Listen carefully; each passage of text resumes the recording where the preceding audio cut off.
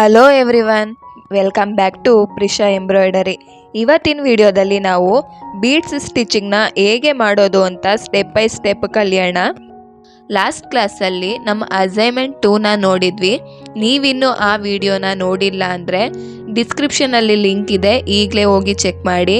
ಹಾಗೆ ನೀವೇನಾದರೂ ನಮ್ಮ ಚಾನಲ್ಗೆ ಹೊಸಬ್ರಾಗಿದ್ದರೆ, ನೀವು ನಮ್ಮ ವಿಡಿಯೋನ ಮೊದಲನೇ ಸಲ ನೋಡ್ತಿದ್ರೆ ನಮ್ಮ ಚಾನಲ್ನ ಈಗಲೇ ಸಬ್ಸ್ಕ್ರೈಬ್ ಮಾಡಿ. ಬನ್ನಿ ಇವತ್ತಿನ ವಿಡಿಯೋ ಸ್ಟಾರ್ಟ್ ಮಾಡೋಣ. ಇವತ್ತಿನ ಕ್ಲಾಸಿಗೆ ಬೇಕಾಗಿರೋ ಮೆಟೀರಿಯಲ್ಸು ಸ್ಮಾಲ್ ಕಟ್ಟರ್ ಮತ್ತು ಥ್ರೆಡ್ಡಲ್ಲಿ ಮೊದಲನೇದು ಝೆರಿ ಥ್ರೆಡ್ಡು. ನೀವು ಬಿಗಿನರ್ಸ್ ಆಗಿದ್ದರೆ ಝೆರಿ ಥ್ರೆಡ್ ತಗೊಳ್ಳಿ, ಹ್ಯಾಂಡಲ್ ಮಾಡೋಕ್ಕೆ ಈಸಿ ಆಗುತ್ತೆ.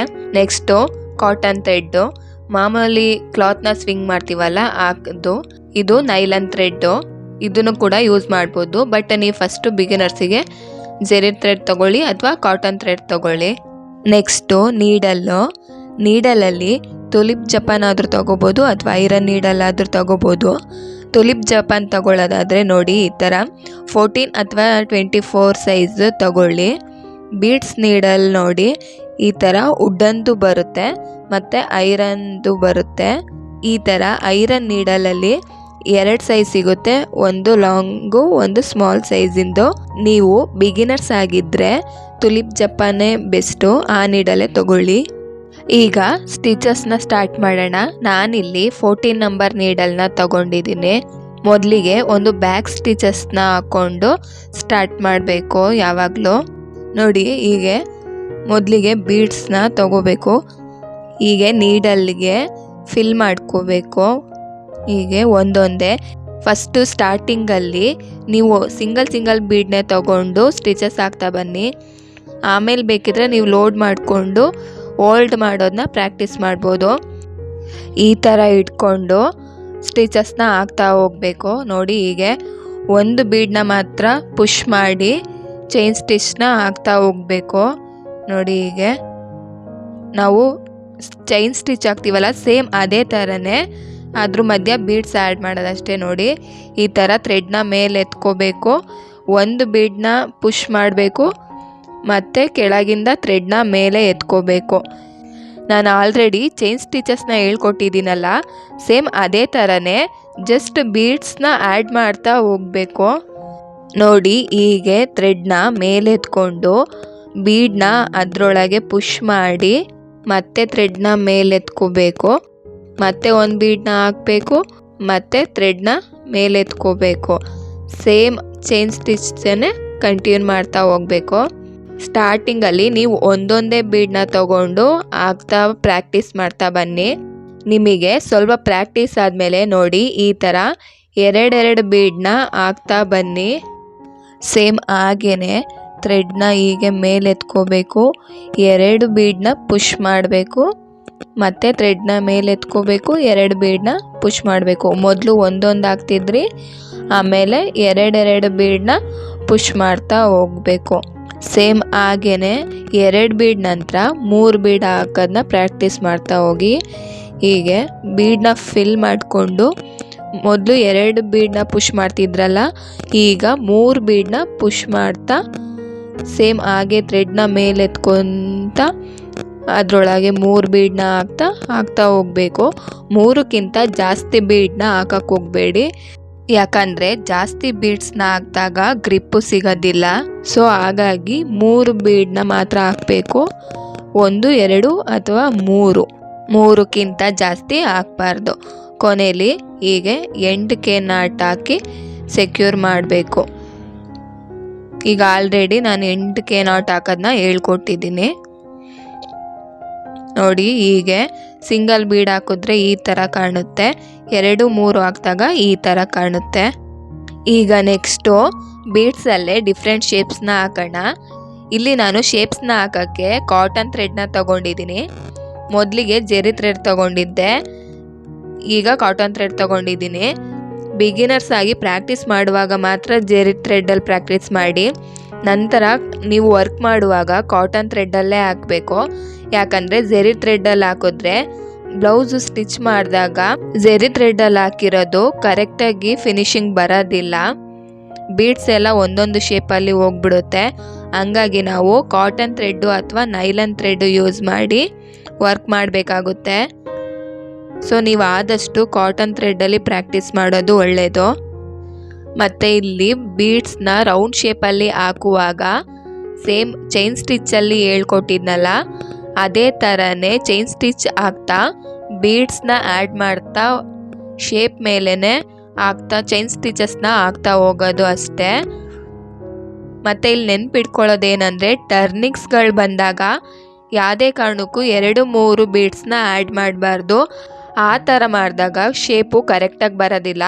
ಸೊ ಟರ್ನಿಂಗಲ್ಲೆಲ್ಲ ನಾವು ಸಿಂಗಲ್ ಬೀಡನ್ನ ಯೂಸ್ ಮಾಡಬೇಕು. ನಾನಿಲ್ಲಿ ಫುಲ್ಲು ರೌಂಡ್ ಶೇಪ್ ಹಾಕಲಿಕ್ಕೆ ಸಿಂಗಲ್ ಬೀಡನ್ನ ಮಾತ್ರ ಯೂಸ್ ಮಾಡಿದ್ದೀನಿ. ಎಲ್ಲೂ 2 ಅಥವಾ 3 ಬೀಡನ್ನ ಯೂಸ್ ಮಾಡಿಲ್ಲ. ಯಾಕಂದರೆ ಸರ್ಕಲ್ ಫುಲ್ಲು ಟರ್ನಿಂಗ್ ಥರನೇ ಇರುತ್ತೆ.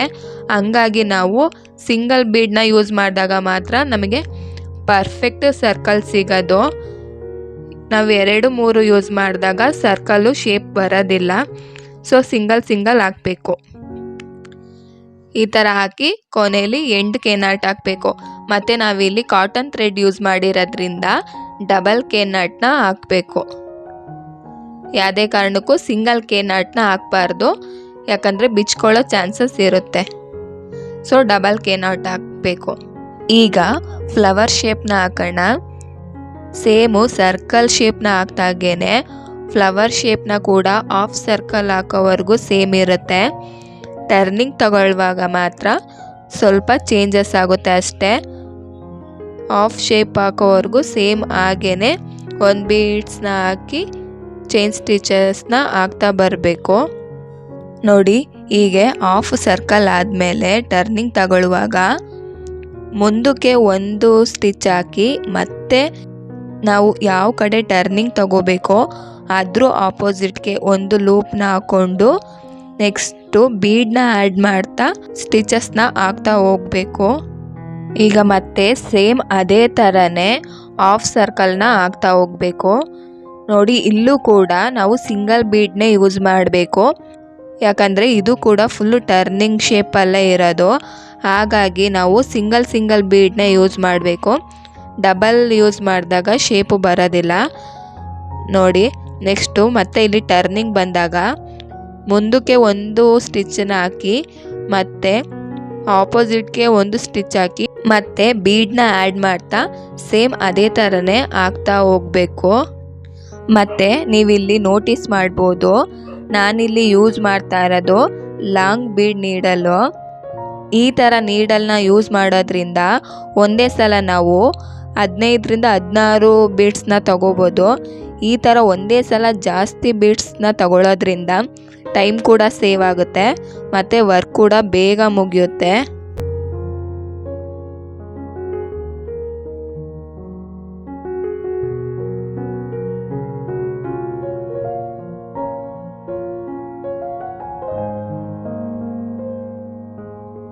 ನೆಕ್ಸ್ಟು ಟ್ರಯಾಂಗಲ್ ಶೇಪ್ನ ಹಾಕೋಣ. ಇದು ತುಂಬಾ ಈಸಿ. ಇದು ಸ್ಟ್ರೈಟ್ ಲೈನ್ ಇರೋದ್ರಿಂದ ನಾನಿಲ್ಲಿ 2 ಬೀಡನ್ನ ಹಾಕ್ತಾ ಇದ್ದೀನಿ. ಮತ್ತು ಟರ್ನಿಂಗಲ್ಲಿ ನೋಡಿ ಈ ಥರ ಬೀಡ್ಸ್ ಹಾಕಾದ್ಮೇಲೆ ಅದ್ರ ಮುಂದಕ್ಕೆ ಇನ್ನೊಂದು ಲೂಪ್ನ ಹಾಕಿ ನೆಕ್ಸ್ಟು ಅದ್ರ ಪಕ್ಕದಲ್ಲಿ ಇನ್ನೊಂದು ಲೂಪ್ನ ಹಾಕಿ ಅದ್ರ ಬೀಡ್ಸ್ ಮಧ್ಯದಿಂದ ಥ್ರೆಡ್ನ ತಗೊಂಡು ಅಲ್ಲೊಂದು ಲೂಪ್ ಹಾಕಿ ನೆಕ್ಸ್ಟು ಮತ್ತೆ 2 ಮಣಿಗಳನ್ನ ಹಾಕ್ತಾ ಲೈನ್ನ ಕಂಟಿನ್ಯೂ ಮಾಡ್ತಾ ಇದ್ದೀನಿ.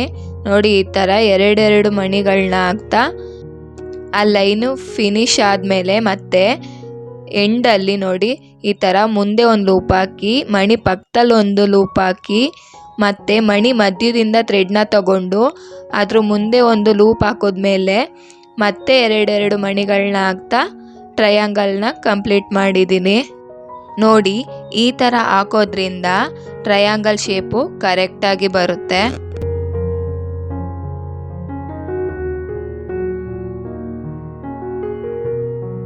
ನೆಕ್ಸ್ಟು ಸ್ಕ್ವೇರ್ ಶೇಪ್ನ ಹಾಕೋಣ. ಇದು ಕೂಡ ಸ್ಟ್ರೈಟ್ ಲೈನ್ ಇರೋದ್ರಿಂದ ನಾನಿಲ್ಲಿ 2 ಬೀಡ್ಸ್ನ ಹಾಕ್ತಾ ಇದ್ದೀನಿ. ಬಟ್ ಟರ್ನಿಂಗಲ್ಲಿ ನೋಡಿ ಮುಂದೆ ಒಂದು ಲೂಪ್ ಹಾಕಿ ನೆಕ್ಸ್ಟು ಯಾವ ಕಡೆ ಟರ್ನಿಂಗ್ ತಗೋಬೇಕೋ ಅದ್ರ ಆಪೋಸಿಟ್ಗೆ ಒಂದು ಲೂಪ್ನ ಹಾಕಿ ಟರ್ನಿಂಗ್ ತಗೊಂಡು ನೆಕ್ಸ್ಟು ಒಂದು ಬೀಡನ್ನ ಹಾಕಿ ಮತ್ತೆ 2 ಬೀಡ್ಸ್ನ ಹಾಕ್ತಾ ಲೈನ್ನ ಕಂಟಿನ್ಯೂ ಮಾಡಿದ್ದೀನಿ. ಇನ್ನೊಂದು ಸಲ ನೋಡಿ, ನಾವು ಟರ್ನಿಂಗ್ ತಗೊಳ್ಳುವಾಗ ಮುಂದೆ ಒಂದು ಲೂಪ್ ಹಾಕಿ ಯಾವ ಕಡೆ ಟರ್ನಿಂಗ್ ತಗೋಬೇಕೋ ಅದ್ರ ಆಪೋಸಿಟ್ಗೆ ಒಂದು ಲೂಪ್ನ ಹಾಕಿ ನೆಕ್ಸ್ಟು ಲೈನ್ನ ಕಂಟಿನ್ಯೂ ಮಾಡ್ತಾ ಹೋಗಬೇಕು. ಪ್ರತಿ ಸಲ ಟರ್ನಿಂಗ್ ತಗೊಳ್ಳುವಾಗಲೂ ನಾವು ಸೇಮ್ ಪ್ರೋಸೆಸ್ನೇ ರಿಪೀಟ್ ಮಾಡ್ತಾ ಬರಬೇಕು.